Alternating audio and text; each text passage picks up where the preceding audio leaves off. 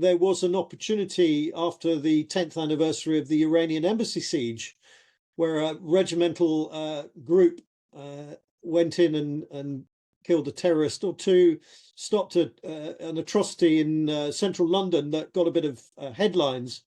And I discovered not only this regiment existed, but also that they were looking for volunteers. That I decided, with my year or so I'd had experience with the Marines, that I might stand a chance of passing the somewhat grueling selection process.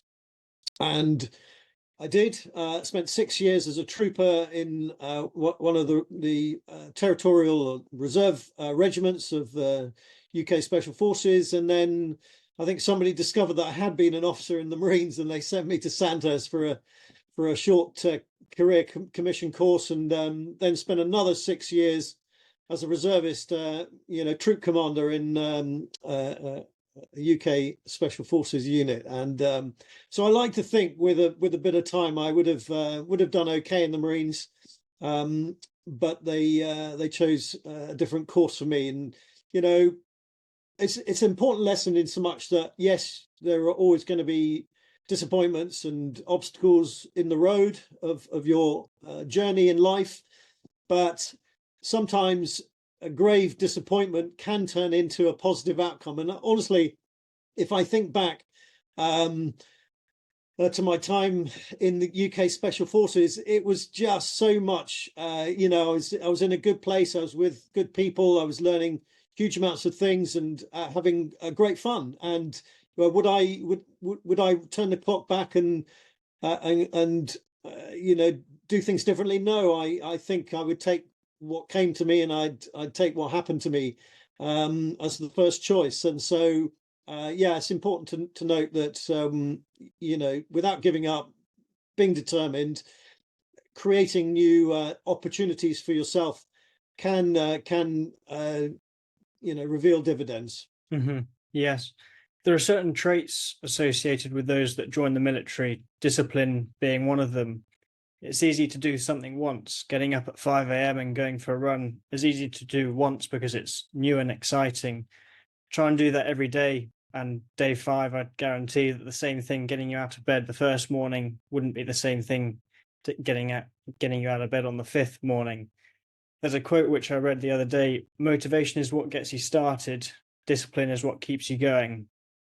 What was your relationship with discipline like prior to joining the Royal Marines, and how did the training change that? I think being at boarding school since the age of 9, you kind of learn a bit of discipline. You have to follow rules. So I wasn't too bad at following the rules, although I quite like to break them occasionally. And, I got into trouble, certainly at school. I remember organising a massive rave and being given 8 lashings of the cane and having a sort of an expulsion for a short time, and various other misdemeanors. But no, discipline is really important, and linked to motivation. I have a sort of acronym called MAD, and it starts with motivation. There's got to be some motivation to achieve anything. A is for action, and D is for determination. So if you've got motivation followed by action followed by determination, you'll get to your end destination. Mm-hmm. Interestingly, the regiment I joined, whose motto "Who Dares Wins," has 4 principles for people who aspire to join it, and when they get in, the values as espoused the founder of the regiment, Colonel David Sterling, and he had these 4 principles, and I think they remain to this day. And the first is the never-ending pursuit of excellence. Number 2, related to your question, self-discipline. Number 3 is humility, and number 4 is humor. Mm-hmm. Yes, humor is probably quite important when you're going through things like training for the Royal Marines. I think difficult situations like that can pull people in, and that's where you can create some real bonding with people. Are you still in touch with those that you met during the training for the Royal Marines and for the SAS? A few from the Marines, but it was a long time ago. Certainly more from my time with UK Special Forces. Yeah, Mm. in fact, we have a really strong veterans network, officers network, and social connection. Certainly with the latter, not so much the former. Hmm. How did the training for the SAS differ to that of the Royal Marines? I know you said it was a long time ago, the Royal Marines, but yeah, what was the difference between the training? Well, there were similarities, but I would say that the special forces training is very much geared more for creativity. There's space for innovation. There's space for small groups operating kind of behind enemy lines, where you've got to demonstrate those four principles in a small group, and you have to have your wits about you, but they're always looking for slight mavericks, if I could say that, in order to overcome the pressures of being, in those kind of environments. And you're looking for people who can be independent of mind, can work in a small group and under arduous, tense, stressful situations without falling apart.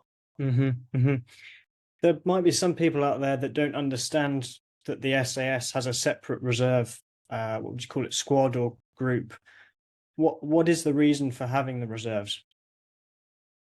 Well, it's an expensive business having a special forces uh, regimental setup. The government, for good or bad, believes that having one regimental permanent regular unit, i.e., regiment, based in the West Country, is good, and they are supplemented, one could say, by two reserve regiments. And in recent years, they too have been playing an integral role in the defense of the realm and project defense and force outside of the boundaries of the United Kingdom, and they do amazing work around the world in different arenas. So yeah, it's an important function. In doing a great job, particularly with regards to battle casualty reserves, for example. So, when there are situations where the regulars don't have the right strength, they can be supplemented by elements from the reserve regiments north and south of the Watford Gap. So would you be put on call? Is that how they describe it? And when you're needed, you're then called out to wherever in the world the the SAS are operating. Yeah, so obviously regulars are full time, and the reservists do anything from 50, I would say, to 150 plus days a year. Their selection is slightly different. Um, the training courses, vary a little bit, but basically the central skills and core training of a special forces operative remains the same. Starts with parachute training, goes on to signals training, to foreign weapon recognition and use, to explosives and demolitions, and all sorts of other weird and wacky specializations, shall we say. Yes, you started to allude to this earlier, but losing your dad seemed like a bit of a pivotal moment for you. What did the Royal Marines do about the situation that you were in? Did they try and support you and help you, or did they just flick you off because they, as you said earlier, they have others that can take your place? No, they gave me as much support as I think they could, and I would have expected. But probably in hindsight, I really probably needed to take a proper year off to sort out family difficulties, support my younger brother and mother, and really get my head in gear before rejoining. And so I think probably But hindsight's a wonderful thing. You know, if I'd taken a little bit longer, I think I would have been okay. But you know, Mm. it is what it is.